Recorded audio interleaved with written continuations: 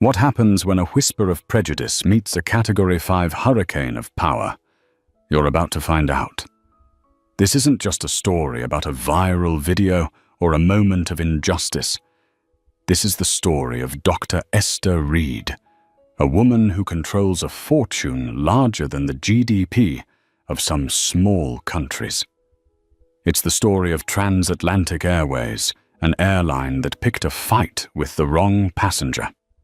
And it's about a single cold-blooded command spoken from a cold jet bridge that vaporized $5 billion and sent an entire industry into a tailspin. Stay with me, because the karma in this story isn't just hard. It's a reckoning. The air in the first-class cabin of Transatlantic Airways, Flight 88, from New York's JFK to London Heathrow, had a specific curated smell. It was a blend of warm, leather-expensive perfume and the faint citrusy tang of the hot towels that had just been collected for Dr. Esther Reed. It was the smell of transition, a familiar olfactory boundary between one continent and the next. One multi-billion-dollar deal and another. At 46, Esther was a woman sculpted by relentless intellect and quiet discipline. She wasn't just the CEO of Ethelred Capital, she was Ethelred Capital. The firm which she had built from the ground up over 2 decades was a behemoth in the world of venture capital and private equity, a silent kingmaker in tech, biotech, and sustainable energy. Her name didn't often appear in the flashy headlines of financial magazines. She preferred it that way. In the circles that mattered, however, her name was spoken with a mixture of awe and trepidation. A nod from Esther Reed could turn a startup into a unicorn overnight. A shake of her head could wither a promising prospectus into dust. She settled into seat 2A, a spacious pod that was more of a personal suite than a simple chair. She had slipped off her Tom Ford blazer, revealing a simple but elegant silk blouse. Her movements were economical precise. She wasn't flamboyant. She was substantial. She acknowledged the flight attendant's offer of a pre-departure drink with a polite smile and a request for sparkling water with a slice of lime. The flight attendant, a woman in her late 40s with a name tag that read Brenda, returned with the water. There was a flicker of something in Brenda's eyes as she looked at Esther, a brief, almost imperceptible sizing up. It wasn't outright hostility, but it was a look Esther had seen 1,000 times before. It was the look that questioned her presence in a space like this. It was a look that tried to reconcile the image of a black woman with the unspoken assumptions of first class. Esther had learned long ago not to let it bother her. It was simply data, another variable in a world full of them. "Will you be needing anything else before we push back, ma'am?" Brenda asked. The ma'am was technically correct, but the tone was flat, stripped of the warmth she had lavished on the older white gentleman in 3C. "No, thank you, Brenda." "This is perfect, Esther," replied her voice smooth and even, giving no indication she'd noticed the microaggression. She turned her attention to her tablet, where a complex spreadsheet of risk analysis for a new green hydrogen project awaited her review. The $5 billion figure wasn't just a number. It was a complex web of investments, partnerships, and infrastructure commitments, one of which involved a major logistics and shipping expansion in partnership with Transatlantic Airways Cargo Division. The deal was set to be finalized in London. The boarding process continued. The low hum of conversations, the clicking of overhead bins, the rustle of coats and bags.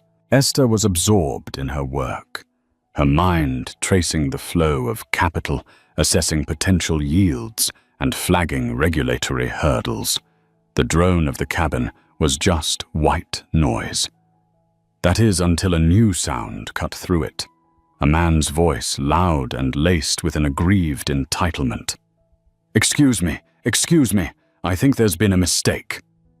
Esther didn't look up immediately. It was a common enough occurrence.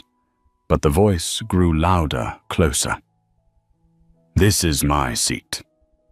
2A." Esther slowly raised her eyes from the tablet. Standing in the aisle was a man in his late 30s. He wore a rumpled off-the-rack suit, and his face was flushed a mixture of haste and indignation. He clutched a boarding pass in his hand, thrusting it forward like a weapon. Brenda, the flight attendant, scurried over her expression, one of practiced concern. "What seems to be the problem, sir?" "The problem," the man said, pointing a finger directly at Esther, "is that this woman is in my seat." Esther calmly placed her tablet on the console beside her. She looked at the man, then at Brenda. She held up her own boarding pass, which was resting neatly beside her water. "My boarding pass says 2A," she said, her voice steady. Brenda took the man's pass and glanced at it. Then she looked at Esther's. A small frown line appeared between her eyebrows. "Oh, it seems we have a double booking. I am so sorry about this, sir. Let me see what's going on." The man who Esther would later learn was named Chad Covington, a mid-level sales director for a pharmaceutical company. Crossed his arms. "Well, I'm a Platinum Elite member. I booked this seat 6 months ago. There shouldn't be a what's going on. She needs to move." The pronoun hung in the air, heavy and loaded. "She..." Brenda turned to Esther, her professional smile now strained. "Ma'am, I'm so sorry for the inconvenience. It looks like there's been a system glitch. We do have another seat for you in row 12. Row 12 wasn't in first class. It was a standard seat in premium economy." Esther's gaze didn't waver. She hadn't raised her voice. She hadn't moved a muscle. But a sudden chill seemed to emanate from her seat. There must be a misunderstanding. "I am in the correct ticketed seat." "Perhaps you could find another seat for this gentleman," Chad Covington scoffed. "Unbelievable. Look, I have a very important meeting in London. I'm a Platinum member." "What's her status?" he demanded of Brenda, gesturing at Esther as if she wasn't there. Brenda's eyes darted nervously between the two. The path of least resistance was clear in her mind. On one side was an indignant, loud white man who was already making a scene. On the other was a quiet, poised black woman. The airline's training, both formal and informal, had subconsciously prepared her for this exact scenario. "De-escalate. Appease the loudest voice." Ma'am Brenda said, her tone shifting from apologetic to firm. "We need to resolve this so we can depart on time. The system has assigned the seat to Mr. Covington here. I'm going to have to ask you to gather your things." Esther took a slow, deliberate breath. This was no longer about a seat. It was about principle. It was about the 1,000 tiny cuts she and millions like her endured every day. The assumptions, the dismissals, the quiet corrosive prejudice that demanded she shrink herself to make others comfortable. Brenda Esther said, her voice dropping to a low, resonant register that made the flight attendant flinch. "I am not moving from this seat. Please get your gate supervisor. We can look at the booking records. My ticket was confirmed 2 weeks ago by my office as part of a corporate travel package. A very, very significant corporate travel package." The mention of a corporate package gave Brenda a moment's pause, but Chad's impatient huffing quickly erased it. "She's refusing to move. Are you going to do something or not?" Brenda made her choice. "Ma'am, if you refuse to cooperate, I will have to consider you a non-compliant passenger." That is a serious issue. The threat was now unveiled. It was the nuclear option in airline parlance. Esther simply stared back at her. I am a fully compliant passenger in my ticketed seat. The non-compliant party is the airline which has failed to manage its booking system. Get your supervisor. From a few rows back, a young woman, a journalism student named Sarah, had discreetly angled her phone. She'd seen this kind of thing before, but the quiet, unshakable dignity of the woman in 2A was something new. She pressed record. The world needed to see this. Mark Peterson, the gate supervisor, arrived with an air of harried importance. He was a man who saw his job not as customer service, but as human logistics. Passengers were cargo with opinions, and his primary function was to get the plane pushed back from the gate on schedule. Delays meant paperwork, and Mark hated paperwork. Brenda quickly briefed him in hushed, urgent tones, framing the narrative before Esther could speak. Refusing to move, causing a delay, claims her ticket is valid, but his is too. He's platinum elite. Mark nodded, his face already set in a mask of managerial resolve. He approached seat 2A, not looking at Esther directly, but at a point just over her head. Ma'am, Mark Peterson, I'm the supervisor for this flight. We have an unfortunate double booking situation. Mr. Covington here has priority status, and the system has allocated him this seat. We have a very nice seat for you in premium economy, and we can offer you a $300 flight voucher for the inconvenience. He said it all in a rushed monotone, as if he were reciting a script he'd used 100 times. He finally made eye contact, clearly expecting his authority and the offer of a voucher to be the end of it. Esther met his gaze. The calm was still there, but now it was crystalline, hard as a diamond. Mr. Peterson, let me be very clear. I will not be moving to premium economy. I will not be accepting a voucher for an error made by your airline. I am seated in 2A, the seat assigned to me on the ticket I paid for through my corporate account. You are welcome to check the timestamp on the booking. I'm quite confident you will find my confirmation predates his. Chad Covington threw his hands up in theatrical despair. Oh, for God's sake, just get her out of here. I have to prepare for my meeting. Mark's patience, already thin, snapped. The schedule was everything. This woman with her quiet defiance was a wrench in his well-oiled machine. Ma'am, he said, his voice hardening, losing all pretense of customer service. The pilot has been informed of the situation. We are on the verge of a significant delay that will impact everyone on this plane. You have two options. You can accept the seat in row 12, or you can deplane. A collective gasp rippled through the first-class cabin.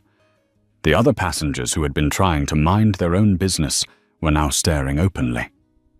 They saw a well-dressed, composed black woman being threatened with removal, while a petulant, red-faced man stood fuming in the aisle. Esther felt a slow burning fire ignite in her chest. She had managed multi-billion-dollar mergers with more grace than these two airline employees could muster over a single seat. The sheer, unadulterated incompetence was galling. The underlying prejudice was infuriating. So I am to be punished for your clerical error, she stated, not as a question but as a fact. Call it what you want, ma'am. Mark retorted, his face now a blotchy red. But a decision needs to be made. Now. Then the decision is this, Esther said, her voice ringing with clarity. I will be staying in the seat I paid for. If you wish to remove me, you will have to do it by force. And I promise you, Mr. Peterson, you will regret that decision for the rest of your professional career. It was not a threat made in anger. It was a statement of future fact. It was a prophecy. Mark Peterson, however, was not a man who dealt in prophecies. He dealt in schedules. He heard only defiance. He turned to Brenda. "Call security." Brenda's eyes widened for a second. This was escalating far beyond what she had anticipated. But she had hitched her wagon to Mark's authority. She nodded and picked up the cabin intercom. Her voice trembled slightly as she requested airport security to board the aircraft to deal with a non-compliant passenger in first class. The word sent another shockwave through the cabin. Sarah, the student, zoomed in her phone's camera, her heart pounding. This was it, the moment of truth. 2 Port Authority officers came aboard. They were large men, their faces impassive, their movements practiced. Mark pointed toward Esther. "This woman is refusing to vacate her seat and is holding up the flight. She needs to be removed." One of the officers, a man with a graying mustache and weary eyes, approached Esther. "Ma'am, you heard the supervisor. I'm going to have to ask you to come with us." Esther looked at the officer.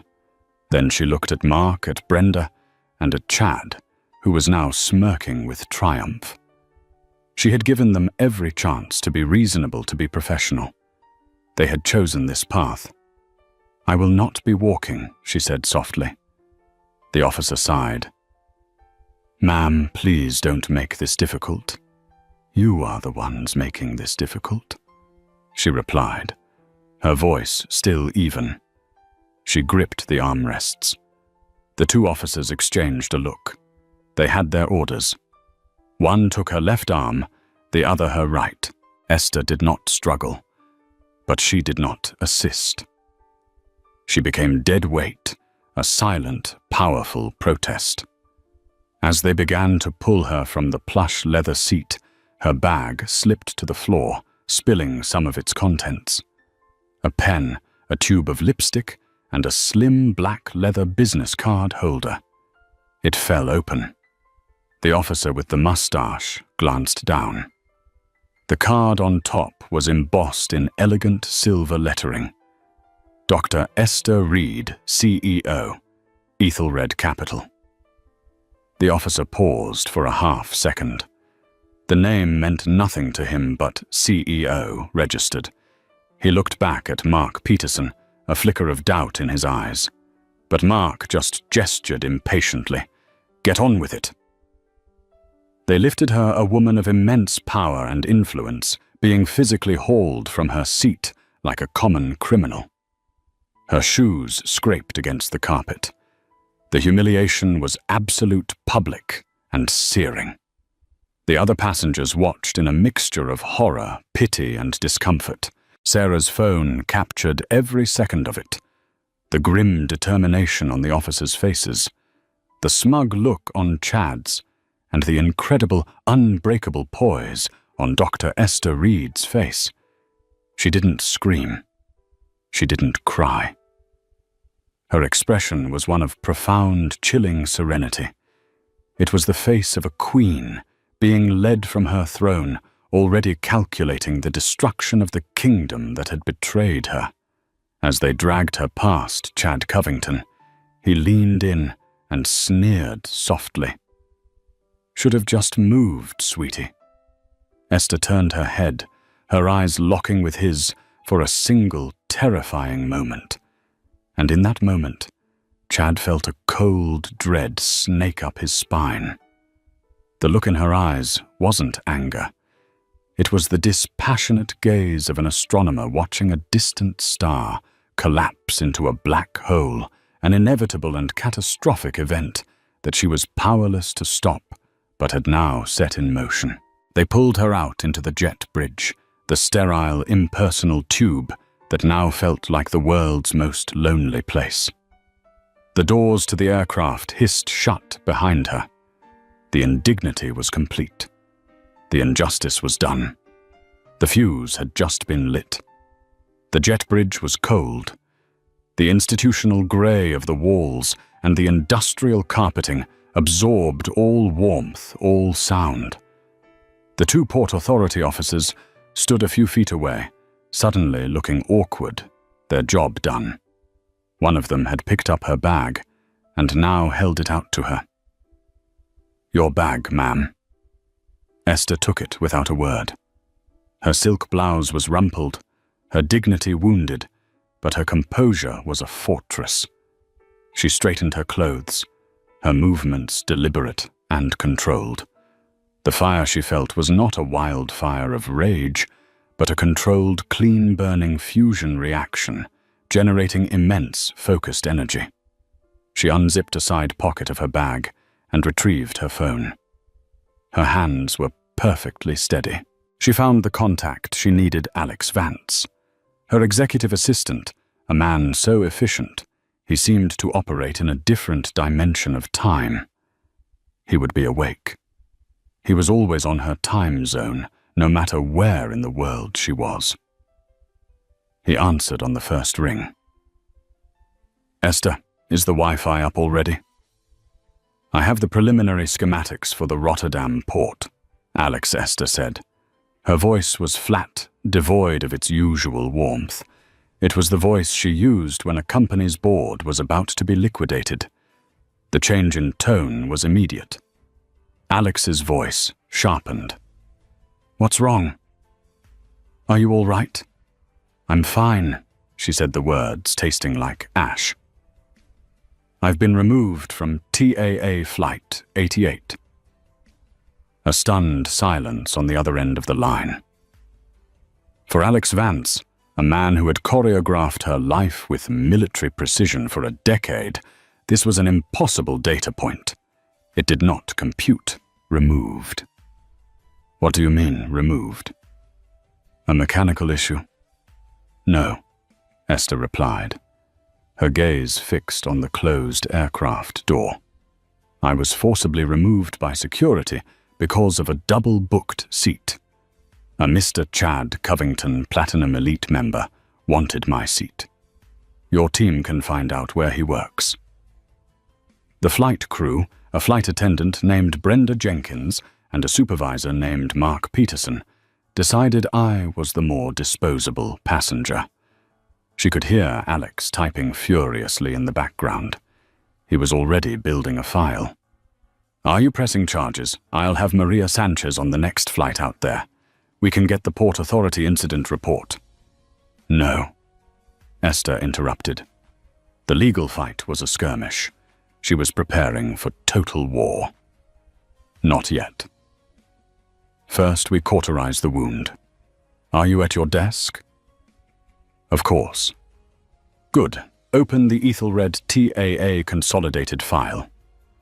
Another pause, this one filled with dawning comprehension.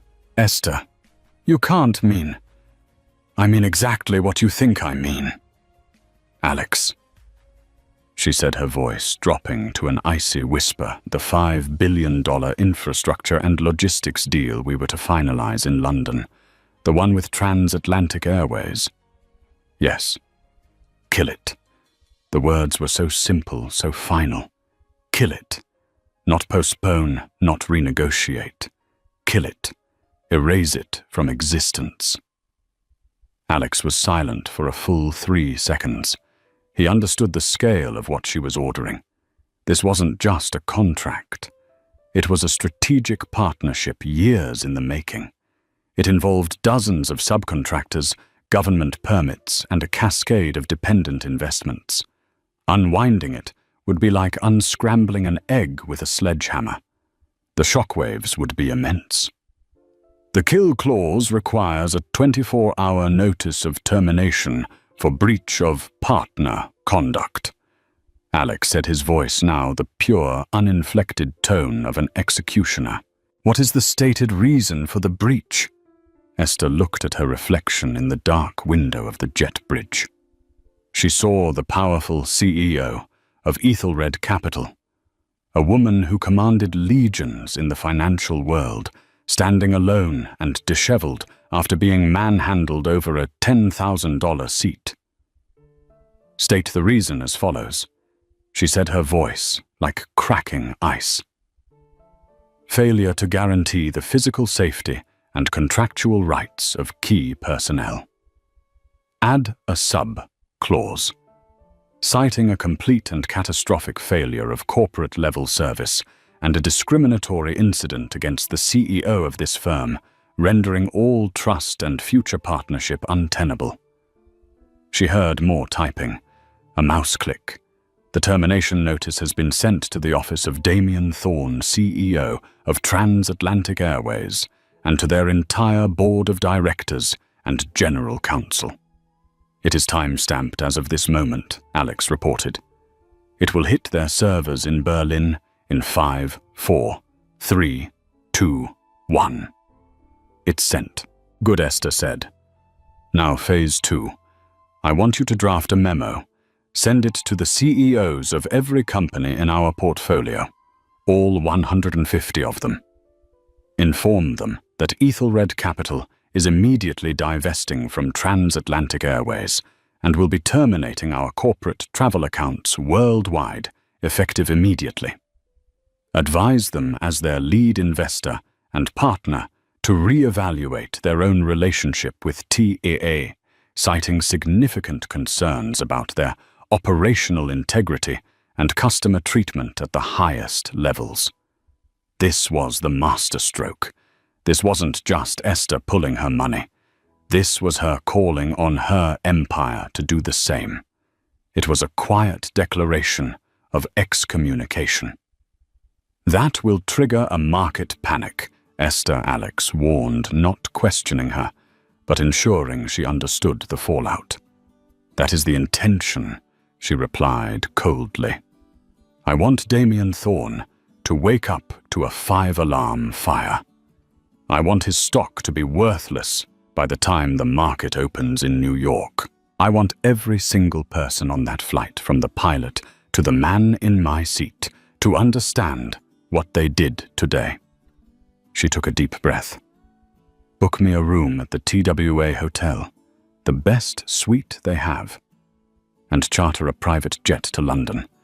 I still have a meeting to get to. Just not with TAA. It's done, Alex said. A Gulfstream GC650 will be ready at the private aviation terminal in 90 minutes. A car is waiting for you at arrivals. The hotel is confirmed. Thank you, Alex. She hung up. The deed was done. The mechanism was in motion. $5 billion, a sum so vast it was almost abstract, had just been vaporized from TAA's future because of Brenda, Mark, and Chad. They had no idea. They were still taxiing to the runway, feeling smug and victorious. They thought they had won a battle over a seat. Esther Reed had just launched a war that would burn their entire world to the ground. She turned and walked away from the closed aircraft door, her heels clicking with quiet purpose on the floor of the jet bridge. She didn't look back. Meanwhile, somewhere over the Atlantic, Sarah, the journalism student, connected to the plane's spotty Wi-Fi. The video she had taken was shaky, the audio muffled by the cabin noise. But the images were brutally clear, a calm, elegant black woman being forcibly dragged from her seat by 2 large officers. She typed out a simple caption. Transatlantic Airways just dragged this woman off Flight 88 because a white man wanted her first-class seat. This is insane. TAA. Flying. While black. She hit post.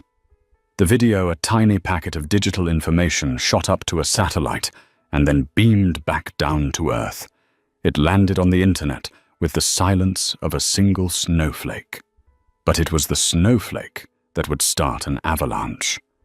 Damien Thorne, the CEO of Transatlantic Airways, believed the world was his chessboard. He was a man of tailored suits, aggressive expansion strategies, and a profound conviction that any problem could be solved with the right combination of money and public relations. His office on the top floor of TAA Tower in London was a glass-walled monstrosity overlooking the city a testament to his perceived mastery over the globe. He was pouring himself a celebratory glass of Macallan 25 when his private line buzzed. It was an obnoxious, jarring sound he reserved for Tier 1 emergencies. He scowled, glancing at the clock. It was just after midnight in London. Who would be calling now? He saw the call was from his head of PR, a perpetually panicked man named David Chen. David, this better be important. Damien snapped into the speakerphone. Damien, have you seen Twitter? David's voice was strained, high-pitched. I don't see Twitter. David. I have people for that. What is it? Did one of our celebrity spokespeople say something stupid again? It's worse. Much worse. A video. Flight 88, JFK to Heathrow. It's not good. Damien sighed, swirling the amber liquid in his glass. How not good? A passenger being belligerent. A passenger being removed. A black woman. From first class. The optics are Damien. They are catastrophic. The video has 1 million views already, and it's only been an hour. Flying. While black is the #1 trending topic in the United States, and our airline is the star of the show. Damien's hand paused. This was more than a nuisance. This was a headache. Okay, what's the story from our side? Was she drunk? A security threat? That's the problem. The video shows her being completely calm. The narrative online is that she was removed to give her seat to a white man. It's a racial incident, Damien. A really, really bad one. Damien took a long sip of his scotch. He could already see the playbook. Issue a formal apology. Stress commitment to diversity. Fire the low-level employees involved. Throw some money at a diversity-focused charity. The storm would pass. It always did. All right, David, get on it. Draft a statement. We're deeply concerned. We're launching a full investigation. Find out the names of the flight attendant and supervisor involved. We'll suspend them pending the investigation.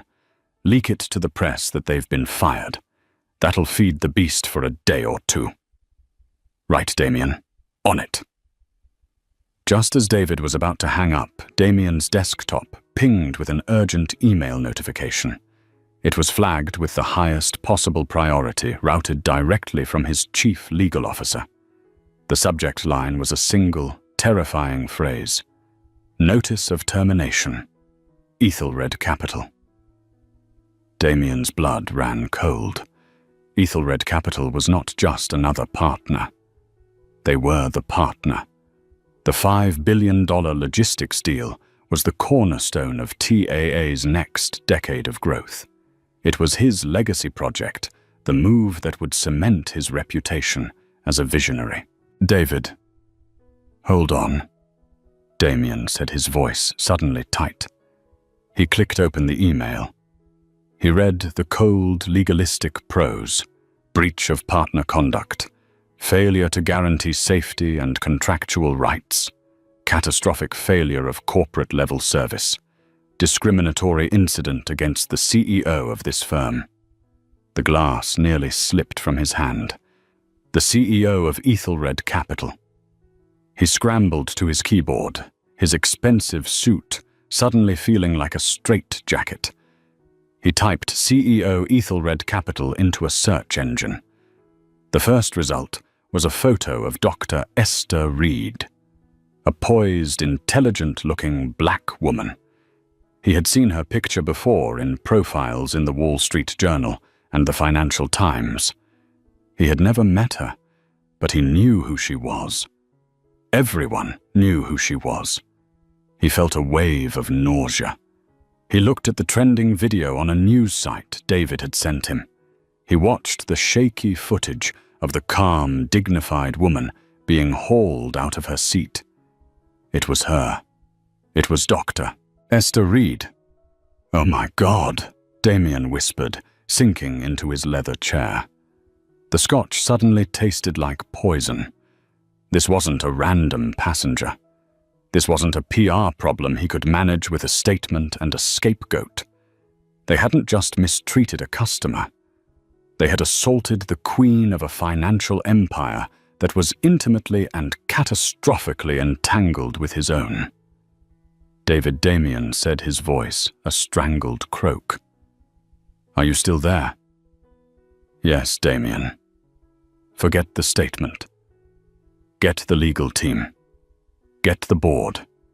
Get everyone, now. We have a DEFCON 1 situation. What is it? What's happened?" The woman in the video. Damien said, his mind racing, trying to calculate the scale of the disaster. It was like trying to calculate infinity. She's the CEO of Ethelred Capital. The silence on David's end was absolute. He understood. The $5 billion deal. The stock price. The investor confidence. The house of cards that Damien had built so carefully was about to be hit by a hurricane named Esther Reed. "Damien," David finally stammered. "What have we done?" "Damien." Thorne didn't answer. He was staring at the termination notice again, at the cold final words. He thought of his employees. Brenda Jenkins, Mark Peterson. They had been following protocol, or what they thought was protocol. They had been trying to ensure an on-time departure. For that, they had just detonated a financial nuclear bomb in the heart of the company they worked for. And then he thought of the man in the video, the smug passenger who had taken her seat. Chad Covington. Who the hell was Chad Covington? In that moment, Damien Thorne hated Chad Covington with a passion he had previously reserved only for his biggest corporate rivals. The phone rang again. It was his CFO. "Damien, did you see the Ethelred notice?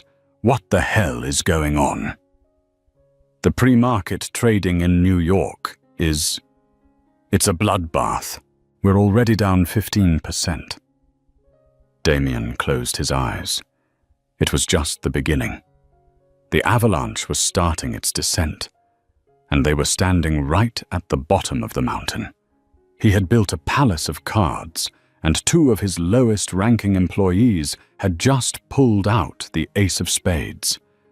The sun had not yet risen over New York City, but Wall Street was already wide awake and drenched in a cold sweat. The news of Ethelred Capital's termination of its TAA partnership had spread through the financial world's nervous system like a potent neurotoxin.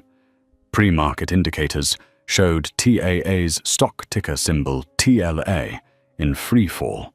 It wasn't just a dip, it was a swan dive off a cliff. By the time the opening bell rang at the New York Stock Exchange, the carnage began in earnest. TLA opened down 28%. Traders were screaming sell orders into their phones. Automated trading algorithms programmed to react to catastrophic news and social media sentiment were dumping millions of shares per second. The video of Esther Reed's removal was now playing on a loop on every major news network. The hashtag wasn't just trending, it was a global phenomenon. In her suite at the TWA Hotel, Esther Reed watched the financial news channels with a dispassionate eye, sipping a cup of black coffee. She was already dressed in a fresh, immaculate suit, ready for her chartered flight. She felt no joy, no schadenfreude. This was not revenge. It was a consequence. It was a market correction for an injustice. Her phone buzzed. It was Alex. Phase 2 is having the desired effect, he said. The memo to our portfolio companies has caused a chain reaction. Oracle Salesforce and a dozen other tech giants have announced they are suspending their corporate accounts with TAA pending a review. The cumulative value of those accounts is estimated at over $800 million annually. Good, Esther said simply.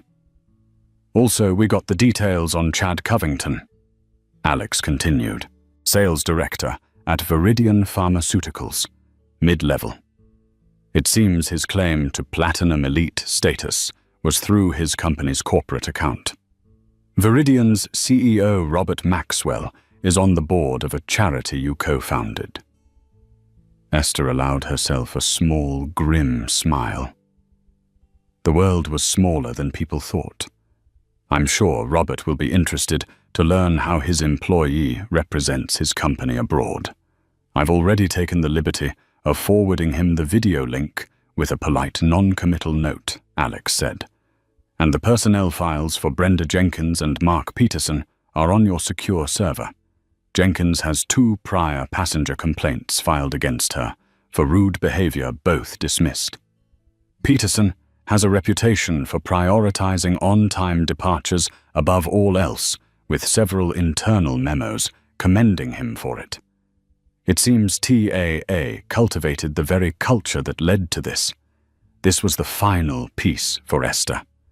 It wasn't just a few rogue employees. It was the system. The airline had rewarded the very behavior that led to its downfall. Across the Atlantic, Damien Thorne's world was imploding. In a frantic emergency board meeting, he tried to project calm, but the sweat beading on his forehead betrayed his terror. We issue a full, unreserved apology to Dr. Reed, he said, his voice strained. A personal apology from me.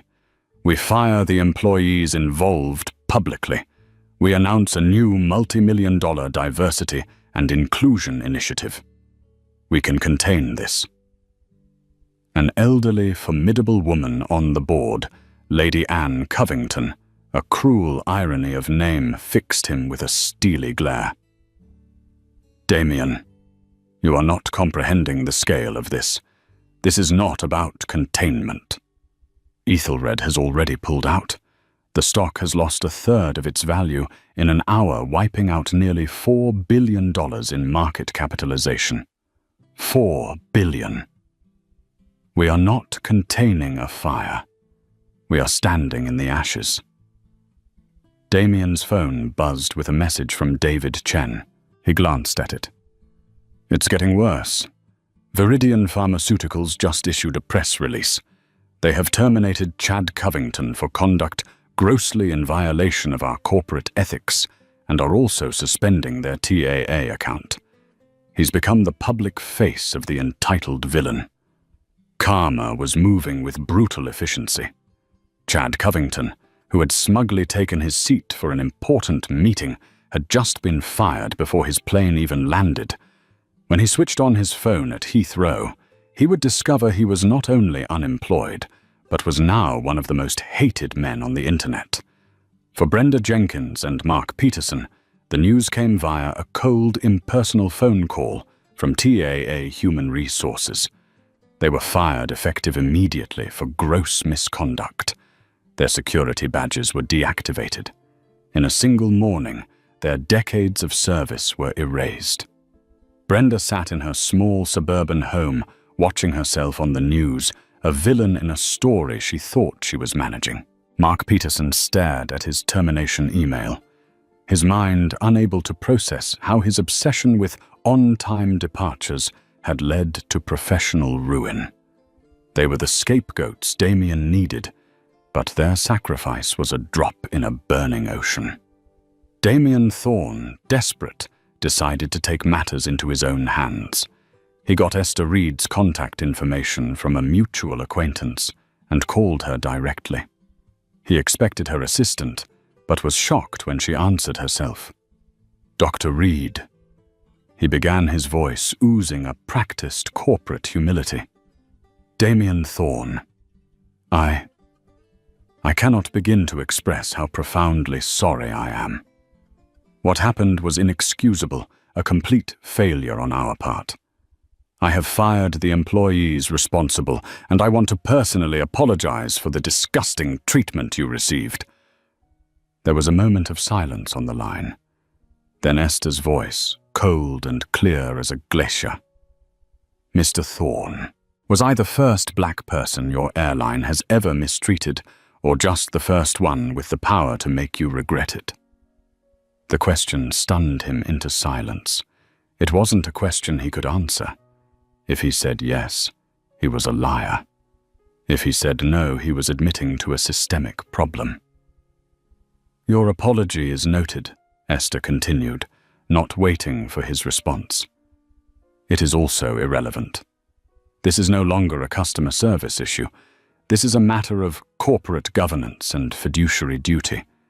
Your company's culture created the conditions for this event. Your stock price today is not a reaction to a viral video. It is a market re-evaluation of your company's inherent risk. You have proven to be an unstable and untrustworthy partner. Ethelred Capital does not invest in instability. Goodbye." She hung up. Damien Thorne held the dead phone to his ear. He had offered an apology, and she had countered with a corporate death sentence. She wasn't angry at his employees. She had indicted his entire philosophy. The ripple effect continued. Other airlines, seeing TAA's vulnerability, began aggressively targeting their corporate clients. Travel agencies started advising clients against flying TAA, citing the ongoing reputational crisis. The pilot of Flight 88, who had authorized Esther's removal to avoid a delay, landed at Heathrow to find a phalanx of reporters waiting for him. He was whisked away by airline security, his career now permanently tainted. The story had reached its logical conclusion. An act of prejudice had been met with overwhelming financial force. The guilty parties had been punished. The mighty had been humbled. But Esther Reed wasn't finished. Pulling the funding was just the first step. Humiliating Damien Thorne was a byproduct. She was a builder, not a destroyer. But to build something new, you first had to clear the rotted foundations of the old. And she had a suspicion that the rot at Transatlantic Airways went much, much deeper than a single incident of discrimination. She called Alex again. "Alex," she said, as her Gulf Stream began its powerful ascent into the sky.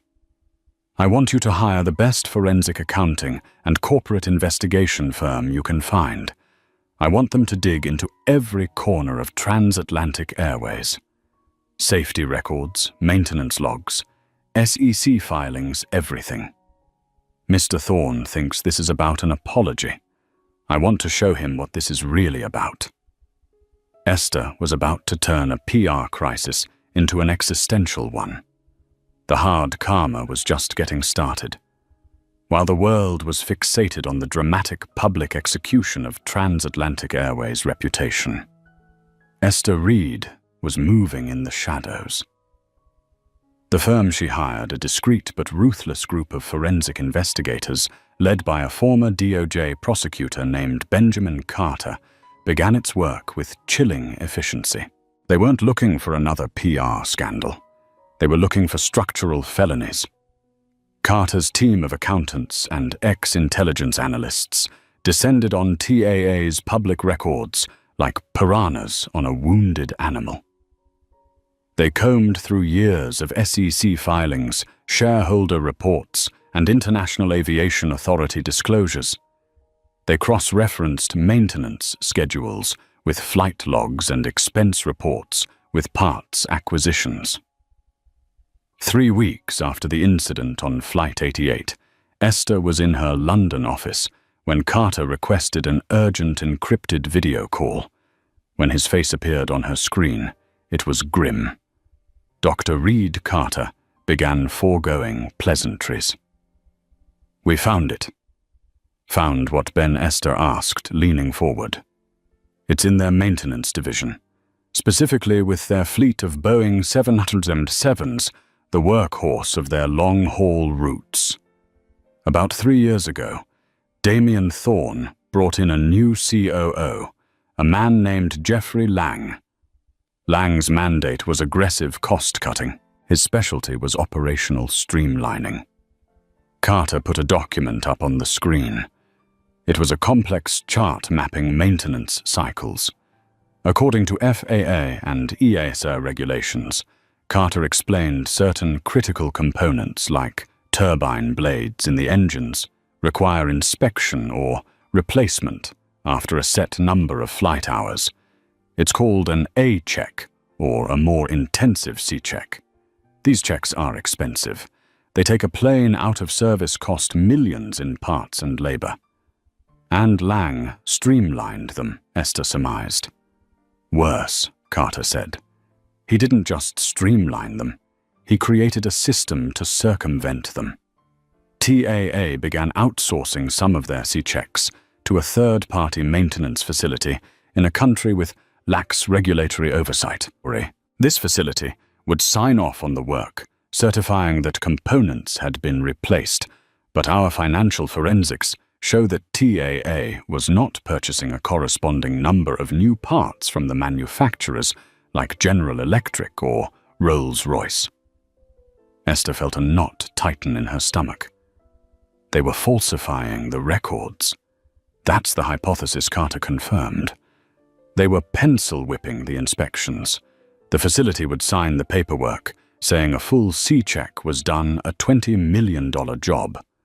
But they were probably only doing a basic A-check, a $2 million job, and pocketing the difference with TAA executives getting kickbacks. They were flying planes with components that were long past their mandated service life. They were gambling with hundreds of lives on every single flight to save a few $1 million. This was it. This was the unseen rot. The racism Esther experienced wasn't an isolated flaw. It was a symptom of a corporate culture that cut corners, that prioritized profit over people, whether it was a passenger's dignity or an engine's integrity. "Do you have proof?" Esther asked, her voice low. "We have a mountain of circumstantial evidence. The discrepancy between parts purchases and maintenance logs is a smoking gun for any investigator. But we need a whistleblower. Someone on the inside to confirm it." "Find one," Esther ordered. Carter's team used their network of contacts to quietly put out feelers. They focused on recently laid off or disgruntled TAA mechanics and engineers. Within a week, they got a hit. A senior TAA maintenance engineer, a man named David O'Connell, who had been forced into early retirement for not being a team player after he raised concerns about the new maintenance protocols. O'Connell, his career in ruins and his conscience heavy, agreed to talk. In a secure location, he laid it all out for Carter's team, providing internal memos and emails that backed up his claims. He described how Jeffrey Lang and other executives had pressured engineers to sign off on incomplete inspections. He even had a name for the program, Project Nightingale, a sickeningly poetic name for a conspiracy that was putting thousands of lives at risk. The evidence was now ironclad. It was a bombshell. This went far beyond a corporate lawsuit. This was criminal. Esther now had a choice. She could leak it to the press, destroying TAA completely and instantly. But that felt too chaotic, too vengeful. Her goal was not just to punish, but to enact a righteous, orderly consequence. She instructed her legal team, led by Maria Sanchez, to compile the entire dossier, the forensic accounting Carter's investigation, and David O'Connell's sworn testimony. They packaged it perfectly complete, with appendices, exhibits, and a cover letter. The package was not sent to the New York Times or the Wall Street Journal. It was sent simultaneously to two places the US Department of Justice and the European Union Aviation Safety Agency, EASA. She was handing the weapon to the authorities. She wasn't just an angry CEO anymore. She was a citizen reporting a massive, dangerous crime that threatened public safety on a global scale. Damien Thorne thought his nightmare was over.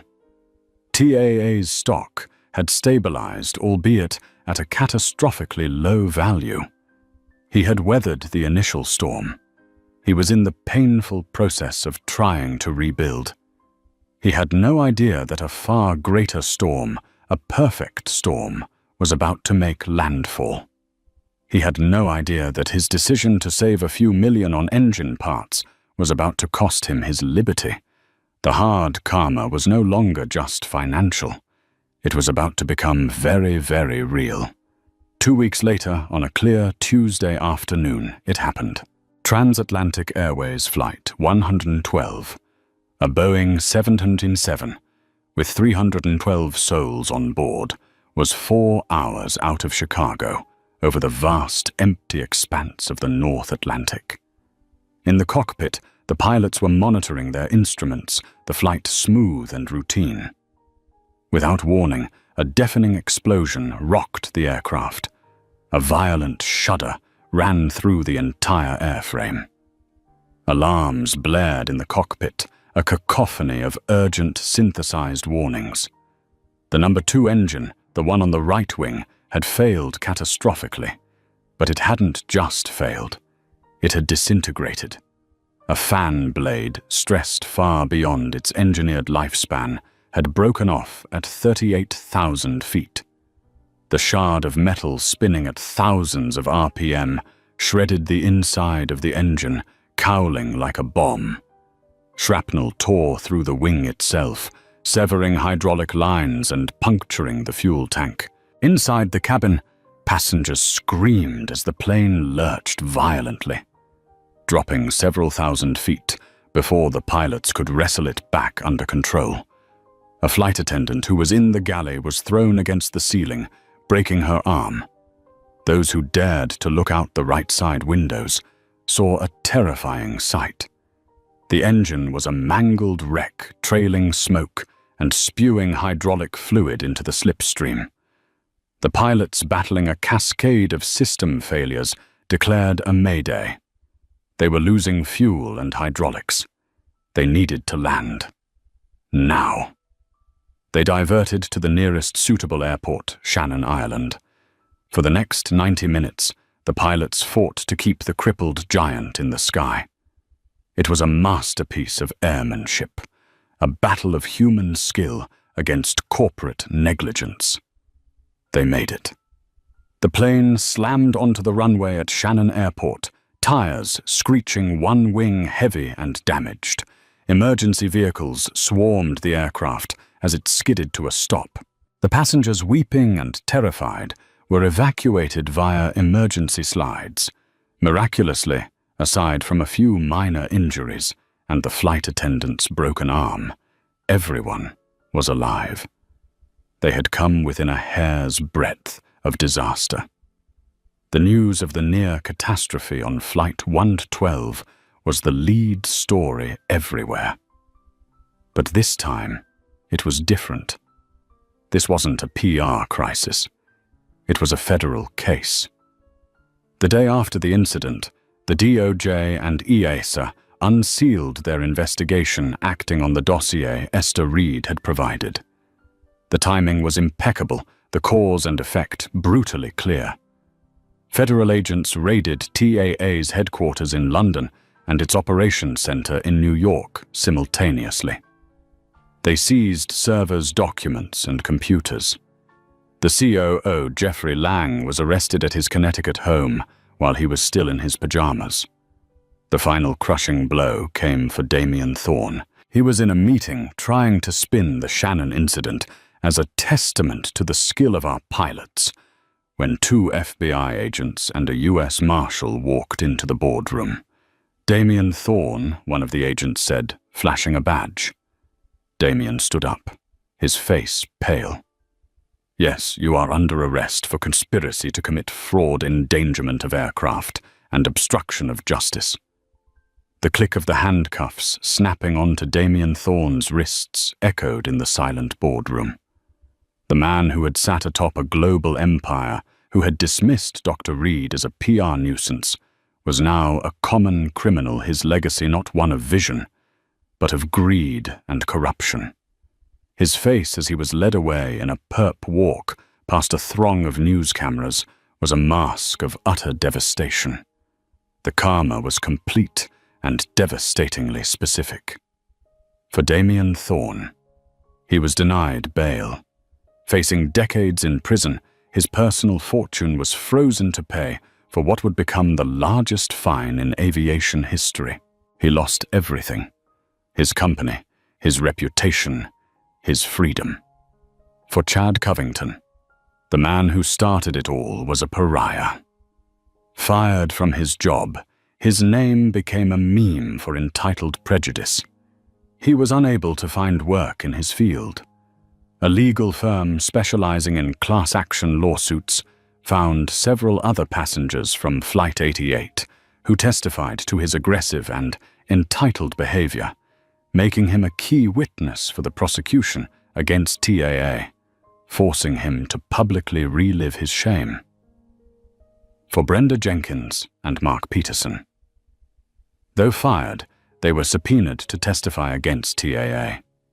Their testimony detailing the corporate culture of prioritizing schedules and appeasing certain demographics over others became a key part of the prosecution's narrative about the company's corrupt soul. They avoided jail time, but would never work in the airline industry again, their names synonymous with the scandal. For Transatlantic Airways, the airline was finished. Grounded by the FAA and EASA, its stock fell to zero and was delisted. It filed for bankruptcy within the month. Its assets were sold off for parts. The once proud airline, a giant of the skies, was erased from existence, a case study in business schools for generations to come on how corporate rot, starting with a single act of prejudice, can bring down an empire. In the aftermath, Esther Reed never gloated. She didn't have to. The world saw her not as a vengeful CEO, but as a hero whose actions averted a tragedy and forced sweeping reforms across the aviation industry.